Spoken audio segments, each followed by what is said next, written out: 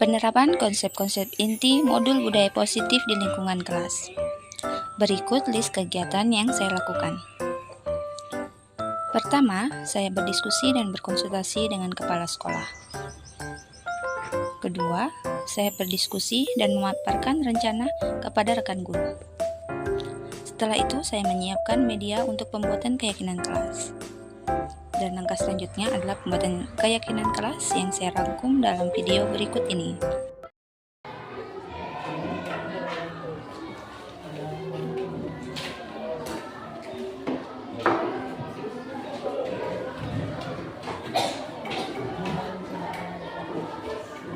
Oke anak-anak, perhatikan, hari ini kita akan membuat keyakinan kelas. Nah, sebelum kita membuat keyakinan kelas, kita akan membicarakan dulu, mencoba mengingat kembali peraturan kelas kita.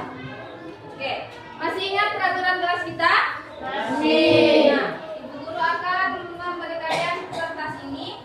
Masing-masing kalian akan menuliskan satu peraturan kelas, ya? Satu saja. Paham? Oke. Silakan dituliskan, kalau sudah langsung ditempel di tempat yang disediakan.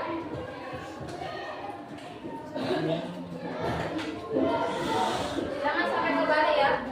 Menulisnya yang ada lemnya itu bagian belakang. Paham?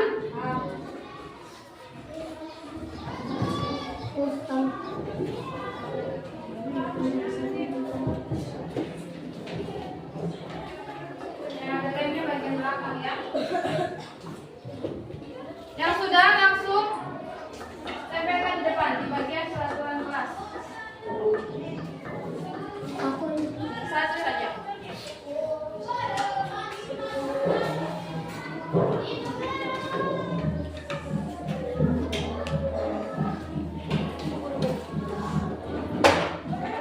Ibu Agus. Selesai. Saya sementara take video ini. Oh biar.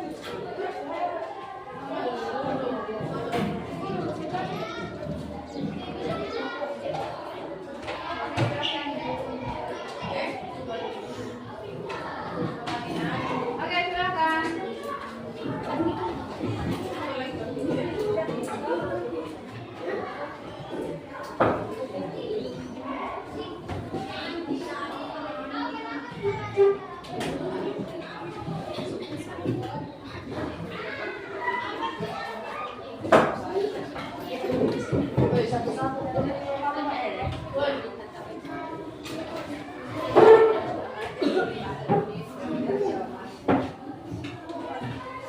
Ayo coba yang sudah silakan langsung ditampilkan.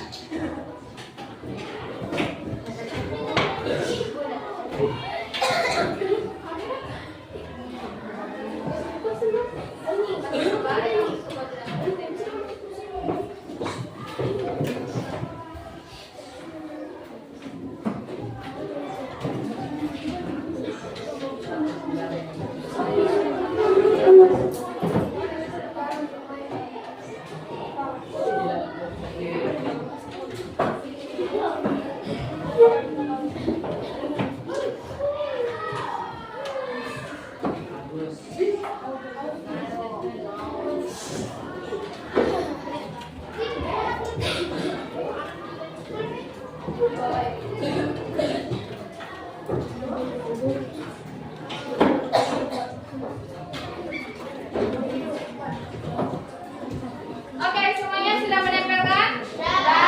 Oke. Sekarang kita perhatikan lagi apa peraturan-peraturan yang kalian tuliskan di sini ya. Pertama, kita punya dilarang berbicara ketika guru menjelaskan. Tidak boleh bicara kotor, tidak boleh ribut saat belajar, tidak boleh bicara kotor. Ini sama ya. Tidak boleh bicara kotor ini dijadikan satu. Tidak boleh berisik ketika sedang menghafal, tidak boleh bermain HP dalam kelas. Tidak boleh main bola dalam kelas, buang sampah pada tempatnya, tidak boleh menghilang sama orang tua, tidak boleh bermain di dalam kelas,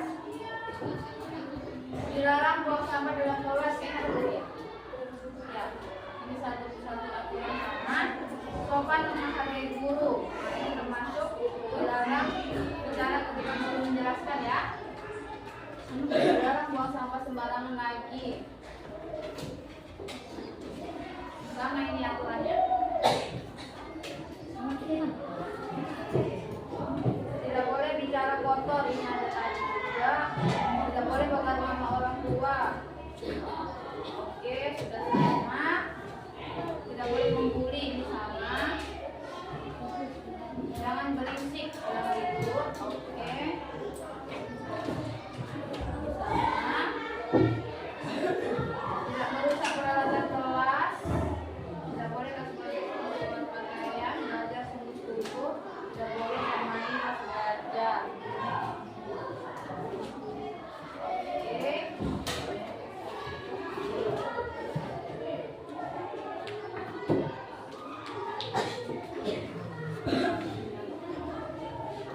Oke, jadi ini Bu Guru sudah kategorikan yang sama ya. Jadi di sini ada tidak boleh bercerita saat guru menjelaskan, menghormati guru dan sebagainya. Tidak boleh bicara kotor, tidak boleh berisik, tidak boleh merusak peralatan, tidak boleh bermain dalam kelas.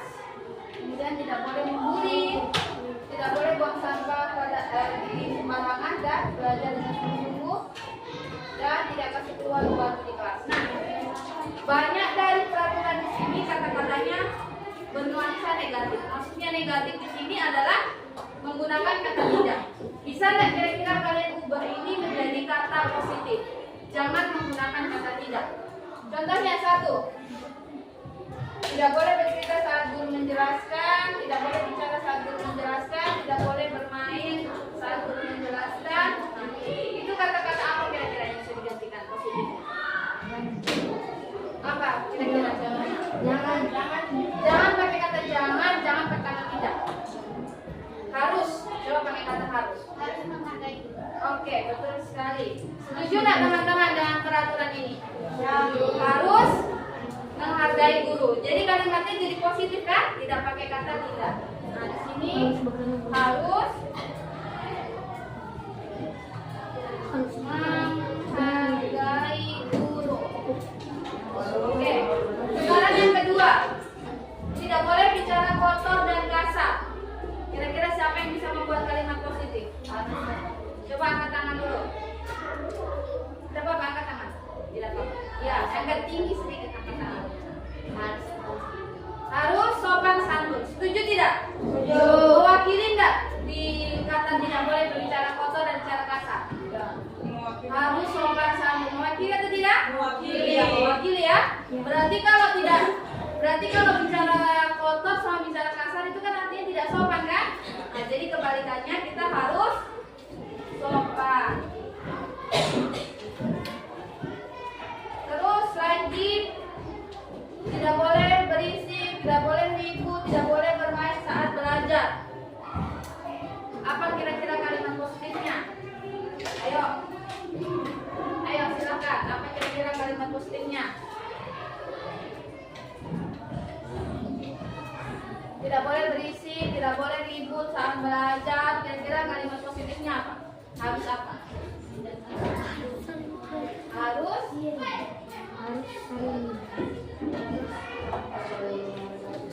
Harus apa?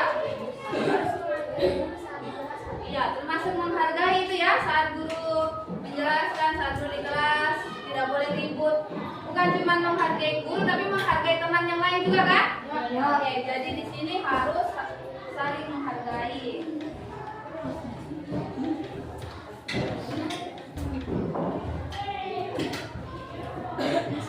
Tidak boleh merusak peralatan kelas. Ayo, kalimat positifnya apa?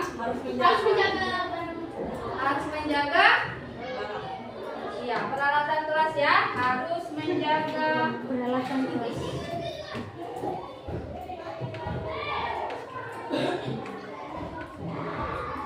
Kemudian tidak boleh membuli. Ayo, positifnya apa?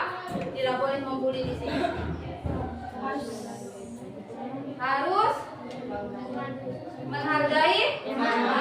Ya, sama di sini ya, harus saling menghargai ya. Jadi buku tidak tulis ulang ya, sama kan konsepnya ya. Oke.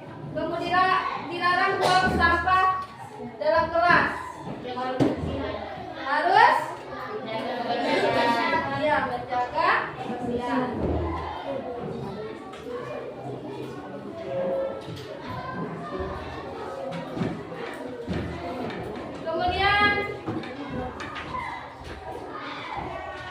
Tidak boleh kasih keluar baju di kelas.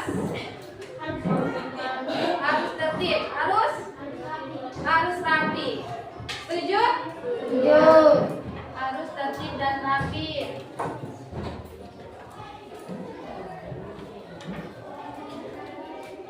Kemudian belajar dengan giat dan sungguh-sungguh dalam menuntut ilmu, tidak bermain-main.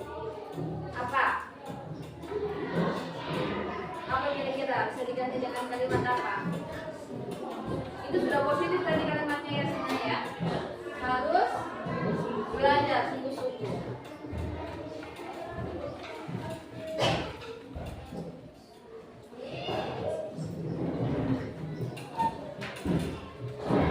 Nah, jadi kita sudah punya kalimat-kalimat positif di sini. Nah, kalimat-kalimat itu akan kita jadikan sebagai keyakinan kelas. Apa itu keyakinan kelas? Keyakinan kelas adalah nilai. Tahu nilai? Nilai kebajikan. Tahu kebajikan? Jadi nilai kebajikan itu berarti nilai-nilai yang bagus, yang harus kita sepakati di kelas kita ini. Kita sepakat kalau kelas kita ini harus percaya akan nilai-nilai tersebut. Dari apa yang telah kita tulis di sini. Ibu guru kasih contoh satu, nilai saling membaik. Oke, sekarang coba kalian tuliskan kira-kira nilai apa. Jadi nilai itu kayak cuma satu kata atau dua kata yang jelas, bukan kalimat lagi ya. Kayak hal baik apa yang kita yakini di kelas berdasarkan yang kita susun dari peraturan kelas tadi. Paham? Contohnya saling menghargai, sopan, apa segala macam itu ya. Oke, coba sekarang kalian tulis. Satu, boleh? Ini boleh.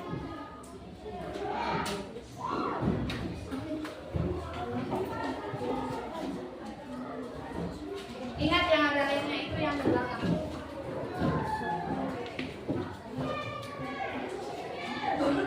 Ayo nilai apa?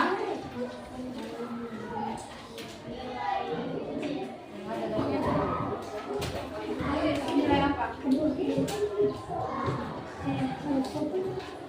Tidak usah pakai kata harus lagi, sopan santun. Paham? Nilai ya, tidak usah pakai kata harus lagi. Nilai apa yang kita petik dari peraturan tersebut?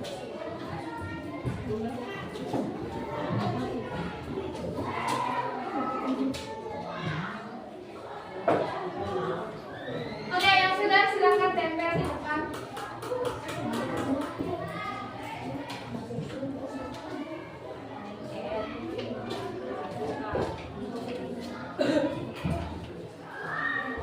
Oke, yang sudah boleh tempel di depan.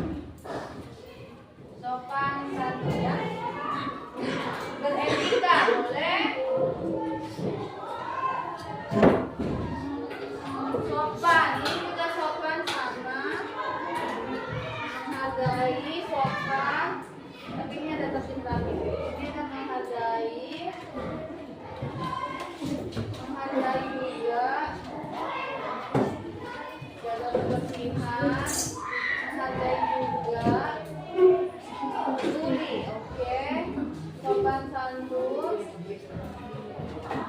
menghargai, kemudian menghargai lagi, menghargai dan sopan, menghargai dan sopan, menghargai sopan.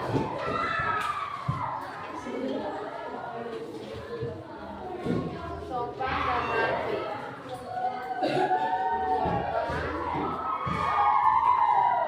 Oke, jadi dari nilai-nilai kebijakan universal yang sudah kalian tuliskan di sini, Ibu Guru telah meringkasnya yang sama yang Ibu Guru sudah samakan di sana. Jadi satu nilainya adalah saling menghargai.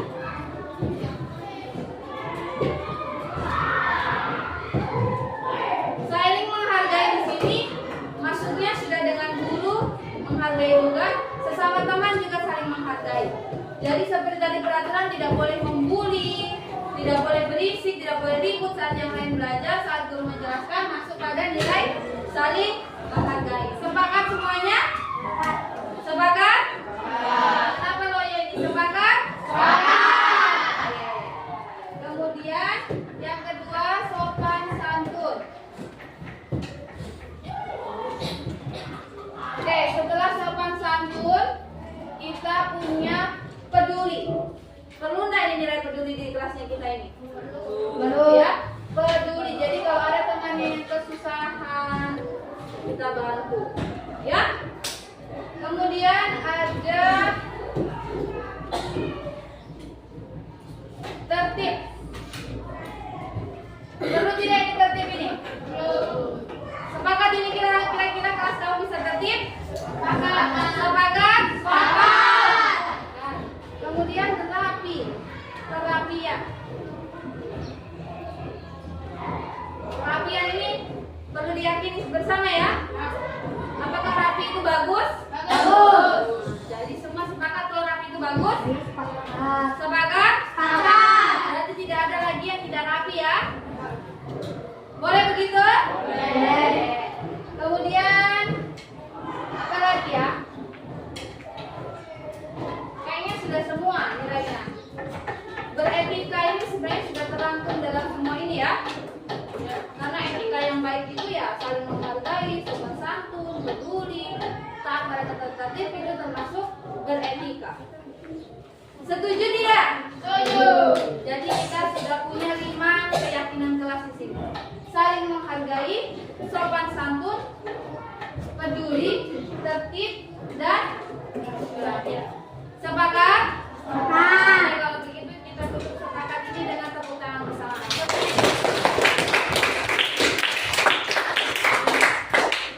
Nah, nilai-nilai ini adalah nilai-nilai yang akan kita budayakan di kelas kita ya. Mulai hari ini dan seterusnya tidak ada yang melanggar keyakinan kelas kita bersama. Kalau ada yang melanggar, bagaimana? Kalau ada yang melanggar, kita akan proses ya. Kita akan proses agar tidak terjadi pelanggaran. Setuju tidak? Oke, tepuk tangan lagi. Kalau begitu, Ibu Guru akhiri pembuatan keyakinan kelas dan kalian akan melanjutkan pelajaran. Ya, oke. Terima kasih semuanya dan selamat belajar. Terima kasih ya.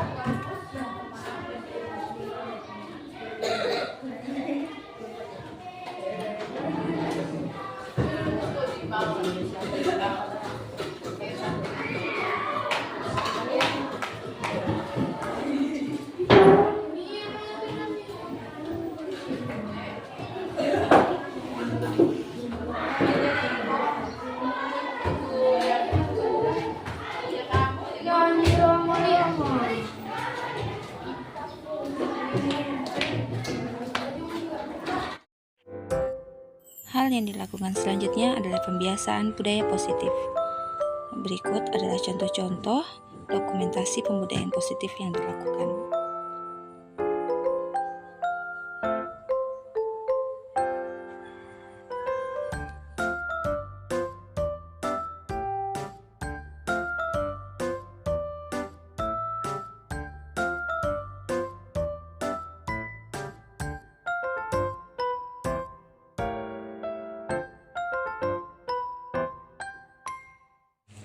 Dalam masa pembiasaan budaya positif, ada beberapa murid yang mengalami permasalahan, dan saya melakukan praktik segitiga restitusi untuk mengatasi permasalahan tersebut. Selanjutnya, refleksi dan menyusun materi untuk presentasi dan berbagi. Berikut adalah materi dan dokumentasi presentasi saya kepada rekan guru. Ini adalah materi presentasi saya. Saya menjelaskan tentang pengertian budaya positif. Kemudian konsep inti dari budaya positif yang meliputi perubahan paradigma belajar, disiplin positif dan nilai-nilai kebajikan universal, motivasi perilaku manusia, keyakinan kelas, kebutuhan dasar manusia, posisi kontrol guru, dan segitiga restitusi.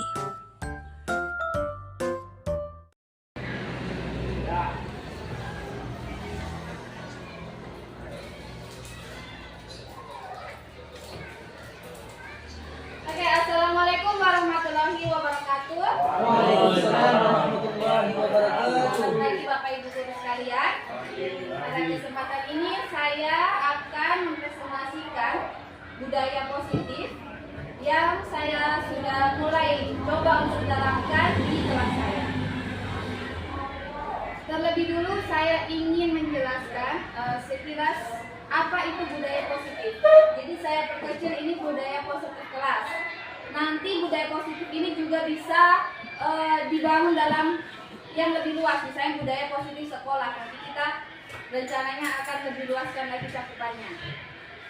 Budaya positif kelas adalah pembiasaan baik yang dilakukan di lingkungan kelas yang sesuai dengan nilai-nilai kebajikan yang disepakati bersama. Jadi misalnya hal-hal positif apa yang biasa kita lakukan perlu kita terapkan di sekolah, misalnya kerjasama, gotong royong, saling menghargai, dan sebagainya. Jadi itu kita jadikan budaya sekolah. Kalau ini untuk saat ini lingkupnya masih di kelas saya. Jadi saya buatnya lingkup kelas dulu. Nanti siapa tahu bisa kita tambahkan di sekolah kita. Oke, jadi di modul guru penggerak angkatan 9 yang saya ikuti saat ini ada beberapa materi di konsep budaya positif. Materinya yang akan saya bahas hari ini yang pertama adalah tentang perubahan paradigma belajar, kemudian disiplin positif dan nilai-nilai kebajikan universal, kemudian teori motivasi, hukuman, penghargaan dan restitusi, kemudian keyakinan kelas, kemudian kebutuhan dasar manusia, dan posisi kontrol guru, serta segitiga restitusi. Saya akan mencoba membahasnya satu persatu. Pertama, perubahan paradigma belajar.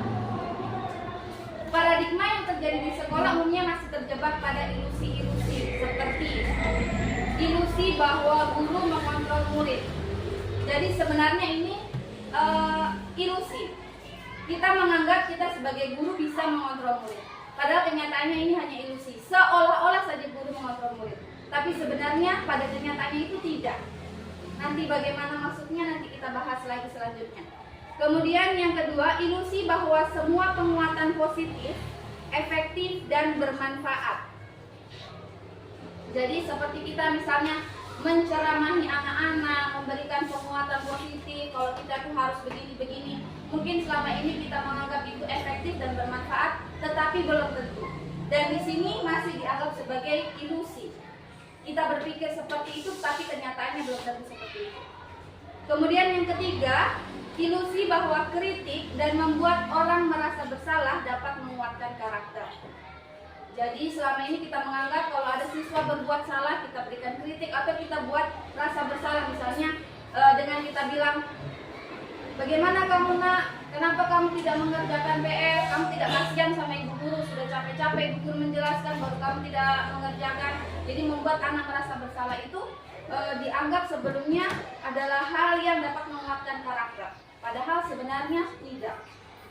Dan yang terakhir, ilusi bahwa orang dewasa memiliki hak untuk memaksa. Kita sebagai guru, kita tentu lebih dewasa daripada murid kita. Tapi bukan berarti kita bisa memaksa murid kita untuk melakukan hal sesuai dengan kemauan kita. Itulah ilusi-ilusi yang terjadi, umumnya terjadi di lingkungan sekolah. Selanjutnya saya akan menjelaskan tentang disiplin positif dan nilai-nilai kebajikan universal.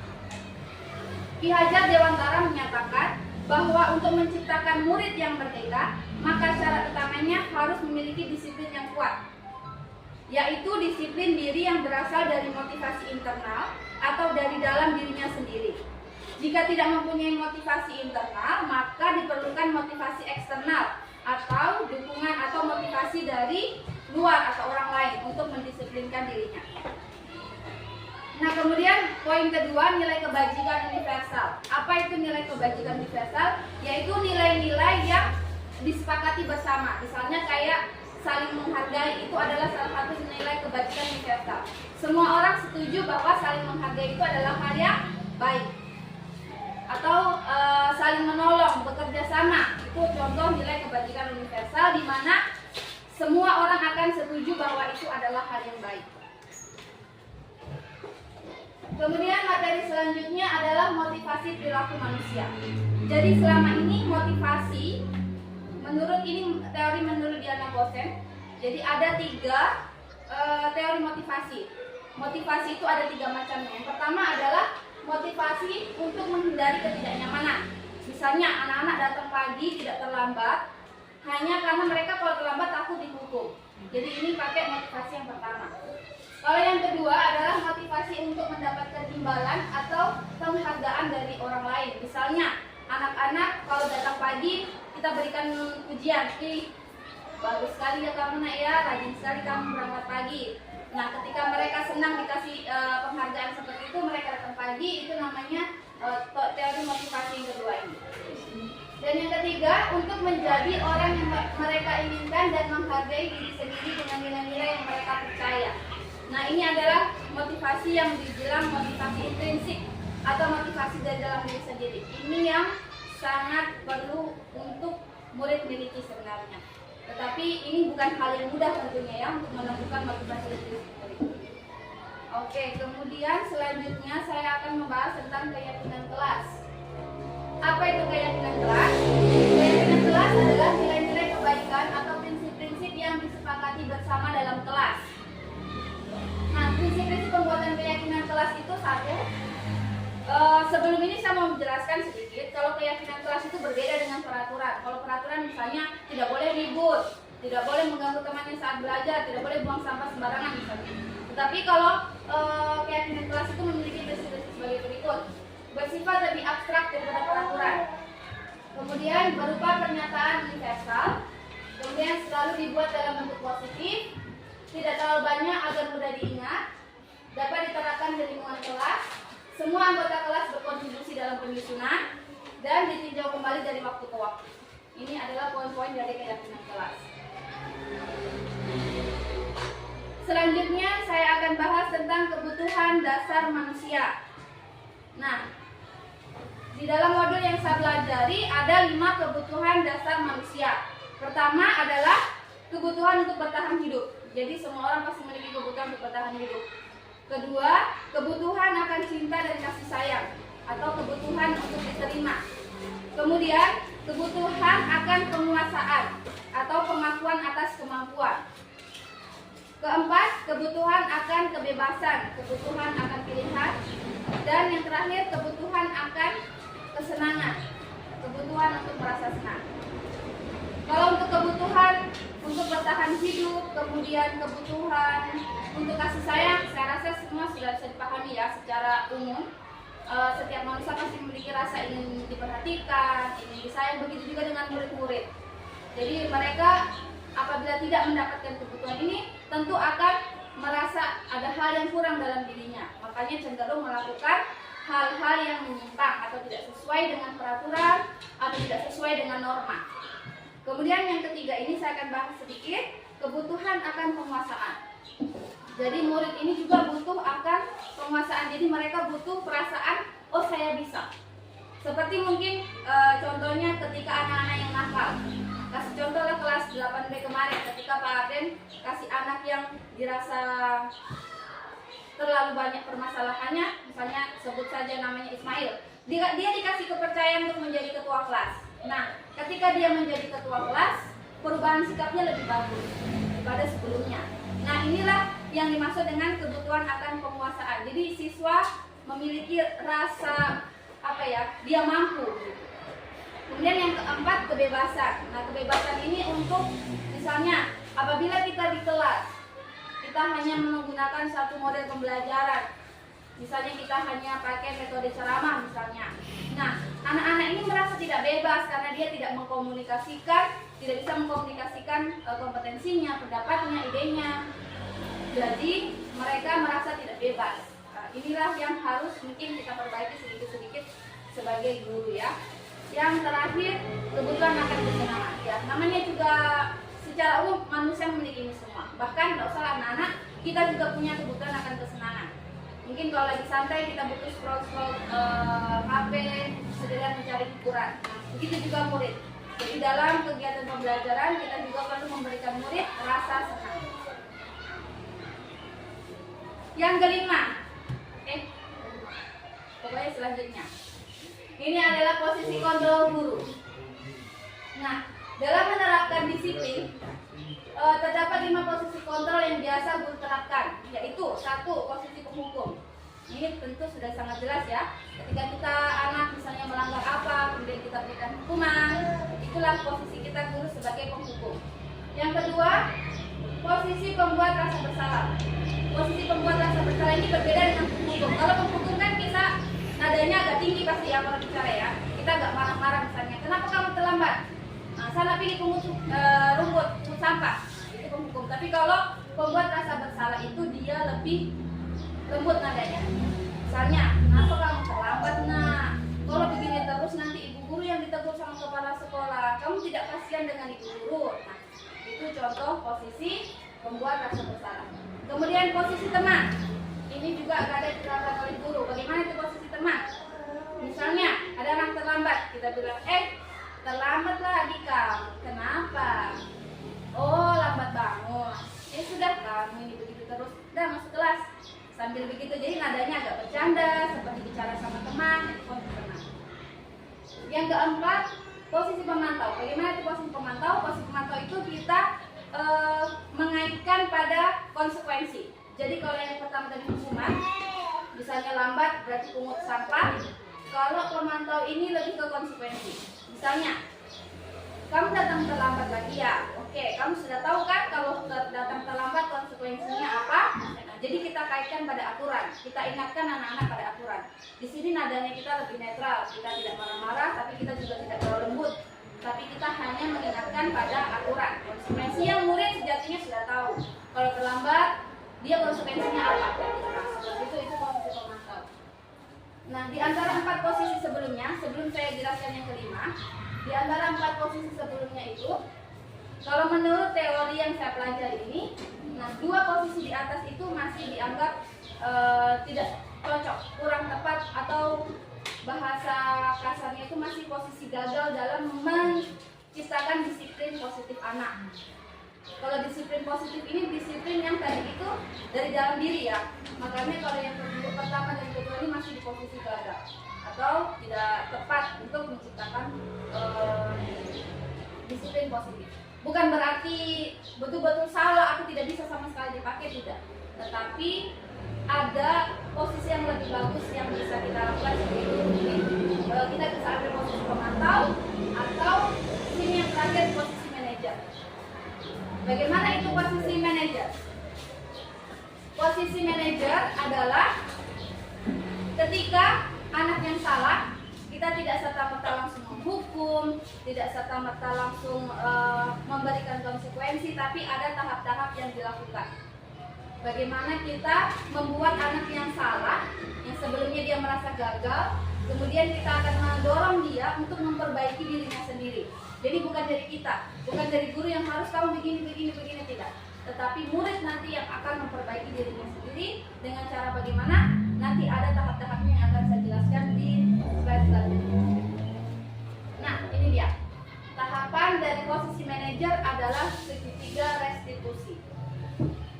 Nah, menurut Diana Gosen, restitusi adalah proses menciptakan posisi bagi murid untuk memperbaiki kesalahan mereka, sehingga mereka bisa kembali kepada kelompoknya dengan karakter yang lebih kuat. Nah, proses restitusi sendiri dibagi menjadi 3 tahapan, seperti dalam segitiga ada 3 tahapan. Yang pertama, menstabilkan identitas, kemudian validasi tindakan salah, dan menanyakan keyakinan. Bagaimana itu menstabilkan identitas? Jadi anak-anak itu kalau misalnya salah, misalnya dia datang terlambat, tidak tahulah bagaimana perasaan, jelas dia salah, itu dia seperti orang yang gagal.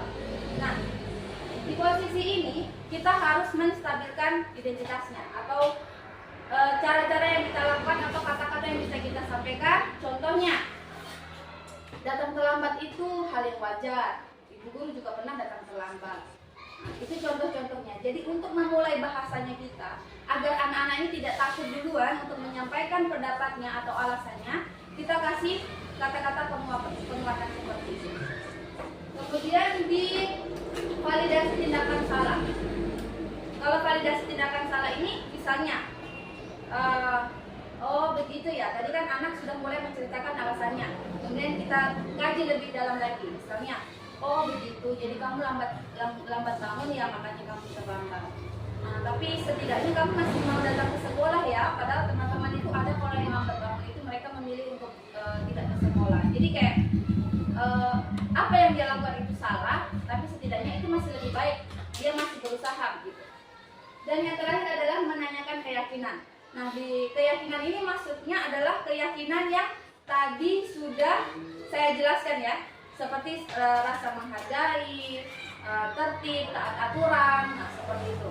Jadi kita tanyakan sama anak, jadi kamu datang terlambat, nah itu kamu merasa itu salah. Keyakinan apa yang kamu telah langgar di sini? Misalnya dia jawab, oh datang tepat waktu atau taat pada aturan misalnya. Nah, kemudian kita tawarkan kepada anak bagaimana dia dapat menyelesaikan permasalahannya. Nah, jadi kira-kira apa yang kamu bisa lakukan untuk memperbaikinya? Misalnya dia bilang, kalau begitu besok saya tidak mau datang terlambat lagi Bu Guru. Bagaimana caranya? Nah, besok saya pasang alarm atau saya suruh nanti mamaku bekas bangun saya atau seterusnya.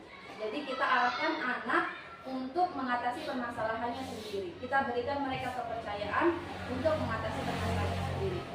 Mungkin kalau Bapak Ibu dengar apa yang saya jelaskan, ini semacam kayak omong kosong atau kayak sedangkan anak-anak dihukum saja mereka tidak mendengar, apalagi cuma dikasih begitu.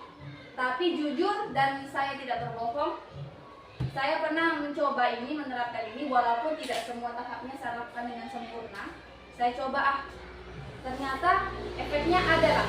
Walaupun saya tidak bisa bilang juga kayak 100% berhasil, tidak. Tapi ada efeknya, lebih bagus ketika saya melakukan seperti itu. Ketika saya bertanya betul sama anak-anak, bagaimana kamu perbaikinya, saya kasih dia kesempatan. Dia bilang, nanti saya begini, betul, nanti saya begini. Dibandingkan dengan saya marah-marah, awas minggu depan kamu begini. Adalah setidaknya sebagai testimoni pribadi saya, adalah setidaknya manfaatnya dibandingkan saya menghukum dan memarah-marahi di anak tersebut. Oke.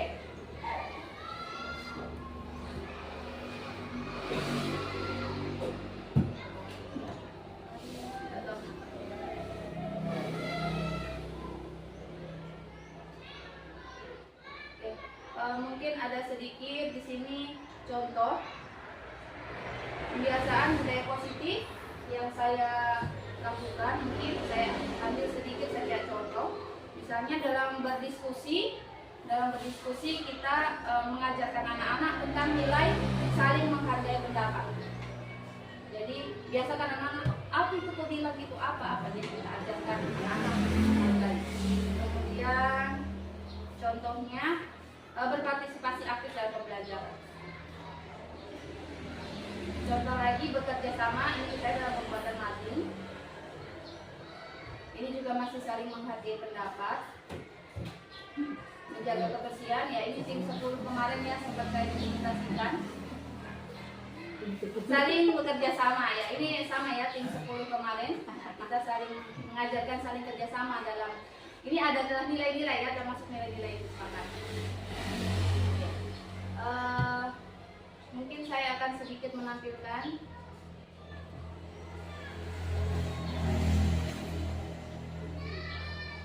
video proses pembuatan keyakinan kelasnya. Walaupun tidak ada suaranya mungkin ya nanti.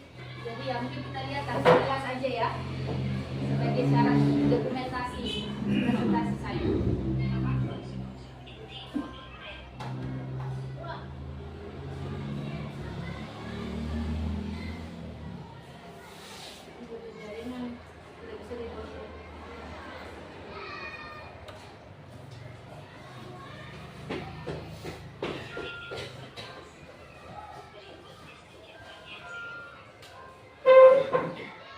Sambil istirahat Bapak ini mungkin bisa Cari habis gereja ini. Makannya lagi nanti ya. Ya boleh siapa tahu ada yang mau bertanya. Makannya lagi nanti. Siapa siapkan saya di makanan. Sebentar. Setelah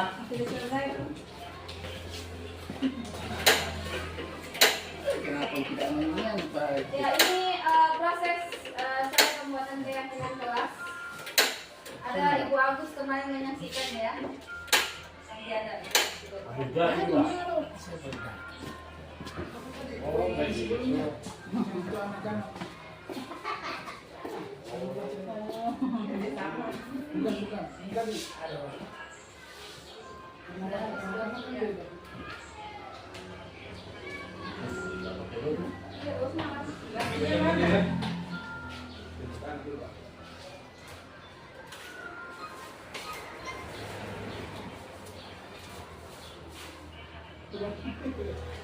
Mungkin karena tidak kedengaran suaranya, saya jelaskan sedikit ya. Jadi di sini saya bagikan kertas kepada anak-anak untuk mengingat kembali atau menuliskan kembali peraturan kelas.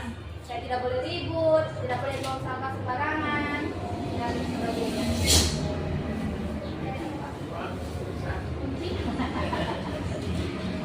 Ini gitu. Oh, begini nanti. Uang bisa dilihat menyaksikan prosesnya. Oke, jadi kemudian mereka menempelkan di kertas bukan. Setelah mereka menempelkan itu, saya coba samakan kalau ada peraturan yang sama yang mereka tulis. Misalnya jaga kebersihan atau di dalam buang sampah itu saya jadikan satu. Walaupun tidak sama-sama katanya, konsepnya sama, saya jadikan satu. Jaringannya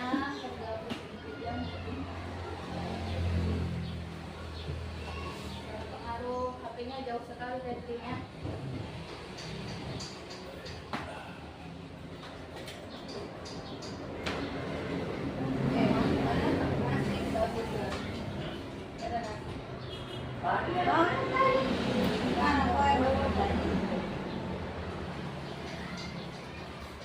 Bisa nyala baterainya di situ baterai. Pas. Ada tethering bisa dijalan. Coba. Nyala tadi. Ah tidak, kan tadi waktu baru datang bisa kasih nyala. Nyala ada. Nyala kasih. Siapa yang cabut tadi? Oh, jangan juga nih biar lah. Oh ya, baik full meeting. Itu waktu baru datang saya cek nyala. Ini kecil tadi. Siapa yang cabut tadi?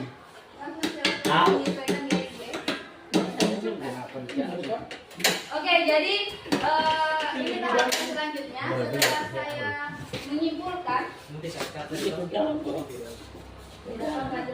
lebih natural. Natural. Lebih namanya juga kita bisa bicara kok. Oke, jadi kan ini yang sudah simpulkan. Ketika sudah sama, udah dibanting-banting. Kemudian saya ajak murid untuk mengganti kalimat yang negatif tadi menjadi kalimat yang positif. Misalnya tidak boleh ribut.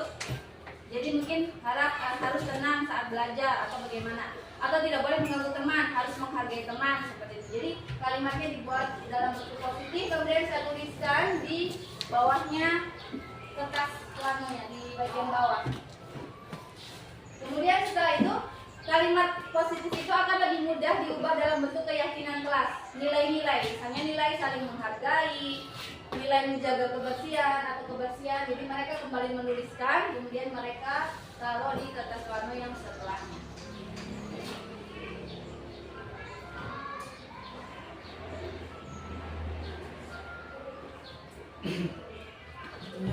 Yang diliburkan berapa ya? Dia pengawas itu. Masih nggak Kristen.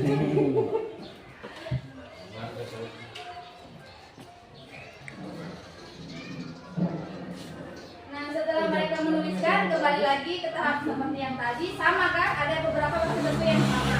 Nah, yang sama itu saya jadikan satu. Nah, setelah sama dijadikan satu, kemudian disimpulkan lagi.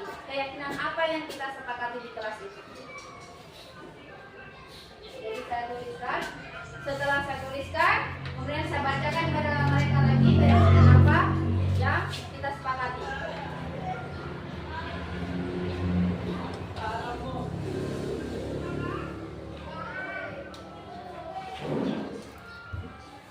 Dan diakhiri dengan apresiasi atas partisipasi murid atas penyusunan keyakinan kelas. Kembali saya ingatkan bahwa keyakinan kelas ini mulai diberlakukan saat itu juga sampai seterusnya. Tetapi akan ditinjau lagi, misalnya kayak ada hal yang kurang dan perlu mereka yakini lagi, nanti ditinjau kembali. Jadi seperti itulah contoh penerapan dan proses pembuatan keyakinan kelas yang saya lakukan di kelas. Tentu bukan hal yang sempurna. Jadi di sini mungkin setelah ini kita bisa sesi berbagi untuk saling memberi masukan atau ada pertanyaan tentang presentasi saya berikan kesempatan kepada guru. Mohon bantuannya untuk mengoreksi apakah ada hal-hal yang perlu saya perbaiki atau perlu saya tingkatkan dalam hal ini. Mungkin saya, tapi bisa dikembalikan ke slide yang sebelumnya. Oh ya, oke. Ini bukan mengoreksi, cuma penerapan yang saya terapkan itu Yang bagian mana? yang segitiga apa tuh? Oh, segitiga restitusi. Ya.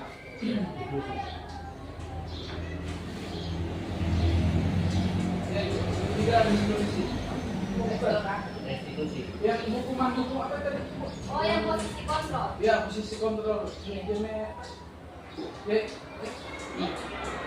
Ya ini. Ya, tadi Ibu mengatakan di presentasi tadi yang saya mendengarkan, saya salah mendengarkan atau bagaimana? Ibu mengatakan tadi posisi penghukuman sama posisi pembuatan rasa bersalah itu tidak terlalu tepat. Ya, tapi kalau menurut saya yang saya terapkan, saya mengambil yang poin kedua, posisi pembuatan rasa bersalah. Kenapa itu saya ambil? Karena kita lihat sekarang ini banyak kejadian siswa yang melakukan guru-guru. Ya, mungkin dia tidak terapkan di poin yang kedua itu. Karena kenapa? Kebanyakan guru hanya menghukum tanpa memberikan pemahaman bahwa siswa tersebut bermasalah. Makanya banyak terjadi kasus-kasus siswa yang melaporkan kepada orang tuanya, orang tua melaporkan ke pihak kepolisian, akhirnya guru yang kena dampaknya. Karena itu mungkin saya lebih ambil posisi yang pembuat rasa bersalah kepada siswa yang membuat kesalahan. Mungkin saya hanya. Terima kasih. Oke, terima kasih Pak Iqbal atas masukannya. Mungkin saya sedikit begini menjelaskan di 5, nggak tahu kalau 5 ya, mungkin 4 tadi. Di 4 posisi kontrol guru ini saya yakin kita semua menerapkannya ya. Mungkin terkadang kita menghukum, terkadang kita memberi rasa bersalah, terkadang kita sebagai teman, terkadang juga kita netral, cuma sebagai pemantau, kamu begini berarti konsekuensinya begini. Nah itu yang keempat tadi kan. Nah kemudian yang dibilang sama Pak Iqbal ini memang dilematis sekali ya. Kita sebagai guru memang saat ini harus sangat berhati-hati. Memang yang paling bahaya itu sebenarnya posisi penghukum ya. Karena sekarang salah sedikit hukuman yang kita terapkan kepada murid, konsekuensinya kepada guru. Mungkin kita agak gemes sedikit aja, kamu tidak pada ingat pukul sedikit tangannya atau cubit, nah itu berbahaya sekali bagi guru. Nah Pak Iqbal sudah beralih dari pembuku mungkin tadi ke posisi pembuat rasa bersalah. Sebenarnya begini, mungkin saya bilang tadi berdasarkan teori yang saya pelajari pada modul ini, memang dua posisi ini yang dianggap masih kurang ya, kurang. Kenapa ya? Karena tidak memberikan efek ke disiplin positif. Mereka hanya merasa begini, kalau dihukum berarti mereka hanya merasa takut pada hukuman, mereka taati tata tertib atau peraturan. Kalau yang kedua, mereka hanya taat tata tertib karena rasa kasihan kepada guru, seperti itu. Misalnya Pak Iqbal bilang, kamu cobalah dengar kalau Pak Guru bilang, kalau kamu begitu terus bagaimana? Kalau saya pukul kamu, orang tuamu lapor Pak Guru ke kantor polisi misalnya. Anak-anak akan kasihan sama kita, kan jatuhnya kan? Jadi mereka mungkin mentaati aturan, tetapi karena kasihan. Nah, makanya itu kita akan sekarang ini dialihkan ke posisi manajer. Jadi saya tidak mengatakan kalau itu sepenuhnya salah ya. Kalau di posisi manajer ini Pak Iqbal, tadi seperti kita lakukan restitusi, kita bisa sampaikan mungkin sepatah dua patah kata-kata yang sebenarnya membuat rasa bersalah kepada anak. Jadi seperti ini tadi ya, di menstabilkan identitas, validasi tindakan salah, itu kita bisa sampaikan di situ hal-hal yang bermuatan seperti itu. Tetapi pada intinya, terakhirnya nanti kita yang mengarahkan anak untuk memperbaiki dirinya sendiri. Nah, itu maksudnya membuat disiplin positif. Ya mungkin selama ini yang kita lakukan adalah menciptakan disiplin, tetapi saya tidak bilang itu salah, karena memang itu yang kita berlakukan sekarang. Misalnya anak-anak kalau ada peraturan atau ada hukuman, mereka jadi lebih takut. Atau kita sampaikan rasa kasihan begitu, anak-anak jadinya mendengar, tetapi tidak membangun disiplin dari diri mereka sendiri. Nah, itu sebenarnya konsepnya. Mungkin ini masih terdengar sangat sangat konseptual ya. Tetapi untuk praktiknya memang kita sama-sama masih belajar bagaimana agar anak-anak ini bisa memiliki disiplin atau memiliki motivasi intrinsik untuk perubahan sikapnya. Bukan karena takut sama guru atau bukan karena kasihan sama guru. Bagaimana Pak Iqbal? Ya, jadi secara teori kita saat ini sudah mendapatkan ilmu baru ya, tetapi mungkin prakteknya yang agak sulit. Tetapi sulit bukan berarti tidak mungkin. Jadi apa salahnya kita mencoba toh hal-hal baru. Apalagi Pak Agus yang orang BK tentu punya ilmu tersendiri masalah psikologi anak-anak kan, bagaimana berbicara sama anak. Terima kasih sekali Pak Iqbal. Bagaimana siap untuk belajar sama-sama? Oke, Bapak Ibu guru yang lain silakan jika ada masukan. Saya sangat memohon apabila ada masukan, kritikan atau ayo kita punya rencana ini atau ada ide-ide lain yang mungkin bisa kita terapkan di sekolah kita. Kalau ini kan masih tadi contoh-contoh yang saya lakukan masih di lingkup kelas. Siapa tahu habis ini kita bisa terapkan di kelas kita. Kalau tidak ada saya akan memaksa. Ibu Agus, bagaimana Ibu Agus? Tidak ada pas. Gimana Ibu Agus, tolong berbagi bagaimana Ibu Agus di kelasnya kita, kelasnya Ibu Agus yang kita sama-sama ya. Tidak, bagaimana Ibu Agus selama ini menerapkan disiplin positif di kelasnya Ibu Agus sebagai wali Ibu Agus?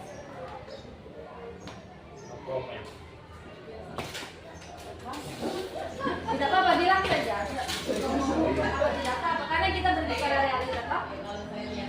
Agak kadang sedikit itu boleh? Ya, kalau saya biasanya saya memberi hukuman kepada anak kasus sedikit. Ya, berarti masih pakai teori posisi pemukul. Karena dilihat dari karakter mereka yang ada di dalam. Betul sekali.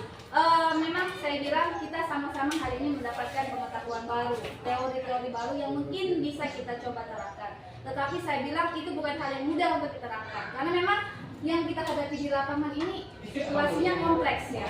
Situasinya kompleks. Ada anak-anak yang kalau kita bicaranya halus, mereka pandang enteng, semakin pandang enteng. Jadi memang mungkin adalah tahapan kita sama-sama belajar bagaimana cara yang terbaik. Toh juga tidak semua yang kita lakukan kemarin menghukum memberi rasa bersalah itu semuanya berhasil kan? Nah itu makanya ya kita cobalah apa cara kita coba. Oke, ada lagi. Mohon berikutnya kalau tidak dapat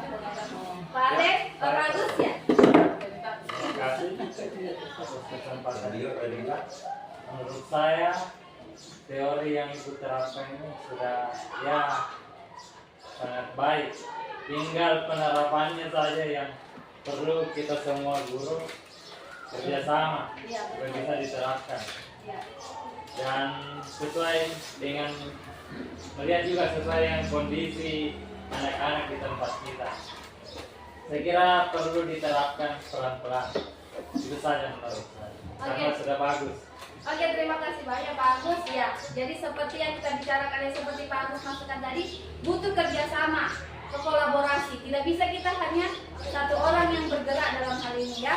Jadi saya juga meminta bantuan kepada teman-teman guru BK, saya sebagai wali kelas kelas 7 tentang apa yang saya terapkan ini di kelas. Bagaimana kalau misalnya mereka ada permasalahan dengan guru lain, bagaimana Bapak Ibu guru menanggapi ini? Saya makanya minta bantuan juga karena kita sama-sama belajar. Sebagus apapun ide atau gagasan atau perubahan yang kita lakukan, tidak akan ada gunanya apabila kita tidak kerjakan bersama-sama. Jadi mohon bantuannya, kita sama-sama saling berkolaborasi seperti yang disampaikan Pak Agus tadi. Terima kasih Pak Agus masukannya. Iya Pak Ajeng, silakan Pak Ajeng. Ini kan berbicara tentang dokumen itu kan macam-macam, bisa dalam satu wadah organisasi, bisa dalam satu sekolah, pokoknya banyak segi dan tidak terfokus dalam satu sisi gitu. Jadi yang utama itu namanya juga anak ya, memang punya karakter yang berbeda-beda, bisa dipikir gitu. Masing-masing anak punya karakter yang berbeda, tinggal kita dari guru itu yang gimana ya makanya dalam memimpin itu perlu kematangan emosional, itu yang utama. Mau apa ke, mau karakternya seorang guru bagaimana, yang utama itu emosional. Saya juga pernah mengikuti satu seminar, namanya sudah di salah satu narasumber bilang kita menjadi pemimpin di mana saja ya, di dalam rumah tangga, di dalam satu organisasi, di sekolah, di mana saja. Yang Tuhan percayakan kan masing-masing kita punya kelebihan ya. Percaya juga ada kelebihan, ada kekurangan. Untuk ibu Diki juga banyak kelebihan, ada kekurangan. Jadi yang utama itu emosional itu yang tahan, yang harus kita mengendalikan. Nah, salah satunya misalnya saja kalau di dalam kelas, sebagaimana kita namanya juga anak kita. Tahulah menempatkan mulut kita. Mulut itu kan doa juga. Kalau kita bilang kau bodoh, berarti itu doa. Bisa kembali kepada kita. Ya, kita jadi bodoh, ya bisa anak pintar. Ya, jadi memang carilah kata-kata yang bisa membangun, yang tidak sepertinya mengutuk. Gitu. Jadi kita memang belum ada yang sempurna. Tidak ada yang sempurna, hanya satu yang sempurna Tuhan kan. Cuma kita belajar lah begitu. Jadi emosional ini yang prioritas nomor 1. Terima kasih Pak Jack atas masukannya ya. Mungkin itulah hal yang penting. Jadi sebelum kita menguasai kulit bahasa ayam ya, kita harus bisa menguasai diri kita sendiri. Bagaimana kita mengontrol emosi kita ketika kita marah sama anak seperti itu. Saya juga selalu mengajarkan sama anak jangan berkata yang tidak bagus sama teman, tidak bodoh kah, goblok kah. Karena ketika kita mengatakan itu sama dengan kita mendoakan diri kita sendiri. Maka dari itu poin yang sangat menarik Pak Jack, terima kasih tentang bagaimana kita menguatkan jiwa kita, bagaimana kita menjaga emosi kita agar apapun posisi kontrol yang kita lakukan kepada anak, sistemnya kita tidak menghakimi anak. Jadi bagaimanapun mau menghukumkan, mau membaca bersalah atau memberi konsekuensi atau sebagai posisi manajer dengan menerapkan restitusi, apa yang kita lakukan pertama adalah bagaimana kita bersikap baik kepada anak tetap apapun permasalahannya. Itu mungkin juga suatu PR buat kita ya, karena memang sangat dilematis sebagai guru ini ketika anak-anak sudah mulai nakal, kurang ajar, tapi kita harus tetap profesional karena ini sudah jalannya kita yang kita pilih. Kita sebagai guru otomatis kita harus mendalami peran ini sebagai bentuk tanggung jawab. Oke, terima kasih banyak Pak Jeff atas masukannya. Ada lagi? Mungkin Pak Adek? Dan Bagaimana pengalamannya Pak Aden sebagai wali kelas di kelasnya Pak Aden kira-kira? Kalau saya pengalaman mulai dari tahun 2015 sampai sekarang memang banyak tantangan yang menghadapi terkait dengan seperti yang 4 poin apa tadi itu Posisi kontrol. ya, posisi kontrol itu memang kalau kita mau apa namanya menjadikan apa tadi itu yang bagian kedua itu Membuat rasa bersalah. ya, membuat rasa bersalah itu sudah sering, bahkan sudah banyak kali kita buat sama anak-anak seperti itu, tapi memang tidak tahu kurangnya apa atau bagaimana sehingga anak-anak itu masih memang tetap lakukan hal yang sama, membuat anak-anak itu sampai dia menangis, keluar air matanya, sampai menyesal sekali juga. Sudah banyak kali saya coba seperti itu, tapi memang tidak tahu, mungkin iya setelah itu diulangi lagi, tapi mungkin bisa kita coba beberapa bagian yang apa namanya Manajer. Iya. Manajer. posisi manajer itu lagi, mungkin itu yang bisa kita terapkan lagi. Ya. Jadi intinya jangan dulu pesimis ya, Ya. dengan apa yang hal baru yang kita dapati. Jadi kalau ada misalnya kita dapat pengetahuan baru, jangan langsung, selama ini kan masih banyak guru yang langsung pesimis, lalu langsung bilang begini saja, anak-anak begini saya tidak malah gitu. Jadi kita sebagai guru tidak boleh pesimis, kita harus optimis. Jadi apa salahnya kita coba? Kalau yang sebelumnya belum berhasil, apa salahnya kita coba hal yang baru? Untuk restitusi sendiri, saya pun mencoba melaksanakannya, tidak harus full ke 3 tahap itu. Dirasa bagaimana kita pede membawakannya, misalnya dalam menstabilkan emosi, saya sendiri emosi, menstabilkan identitas, saya saja masih emosi, bagaimana saya mau katakan anak-anak, oh tidak apa-apa, itu tidak apa-apa. Ya tergantung, mungkin kalau saya kadang pernah sampai langsung lompat ke tahap menanyakan keyakinan. Jadi langsung saya tanya, apa yang kamu lakukan itu salah atau tidak? Yang salah Bu, kira-kira apa kesalahannya? Tidak menghargai orang lain, misalnya dia bilang begitu. Jadi kira-kira apa yang bisa kamu lakukan untuk memperbaiki? Ya saya minta maaf sama dia dulu, nanti saya tidak ulangi lagi.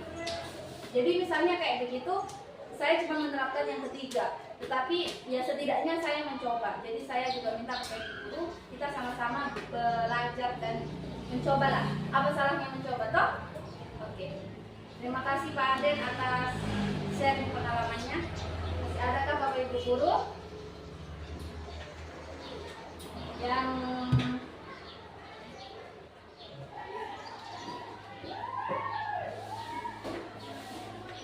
ini refleksi saya, evaluasi saya dari hasil diskusi kita hari ini mungkin. Jadi keyakinan kelas adalah dasar dari penerapan budaya di positif di kelas. Jadi kita bentuk dulu keyakinan kelas itu supaya nanti ada yang kita bahas. Oh kita sudah setuju kemarin kita saling menghormati, kok sekarang kamu tidak menghormati misalnya. Kita kemarin sudah sepakat kita saling kerjasama, kok kan kita libatkan anak-anak itu. Kenapa kok sekarang kamu tidak mau kerjasama, pikir misalnya. Jadi keyakinan kelas itu jadikan dasarnya dalam pembuatan budaya positif. Kemudian ini tadi perlu ditinjau secara berkala. Misalnya setelah jalan ada permasalahan baru yang ternyata tidak tercover nilainya dalam keyakinan kelas dan kita bisa perbaiki. Dan selanjutnya adalah ini yang seperti tadi kita bilang, penerapan segitiga restitusi perlu ditingkatkan. Jadi saya sudah memulai, ya berarti saya harus tingkatkan. Mungkin Bapak Ibu guru yang belum memulai boleh dicoba ya, boleh dicoba. Dan yang terakhir ini adalah poin dari yang disampaikan Pak Agus tadi. Kolaborasi antara guru, kepala sekolah, murid, dan warga sekolah pada umumnya sangat penting dalam penerapan budaya positif. Oke, apabila tidak ada lagi pertanyaan, masukan, saya berterima kasih atas partisipasi Bapak Ibu guru meluangkan waktu istirahat untuk berdiskusi masalah budaya positif ini. Sekian dan terima kasih. Saya akhiri. Assalamualaikum warahmatullahi wabarakatuh dan selamat pagi. Waalaikumsalam warahmatullahi wabarakatuh.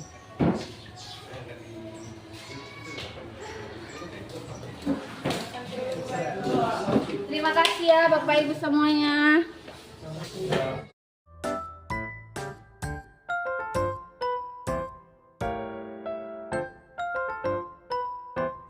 Sekian dan terima kasih.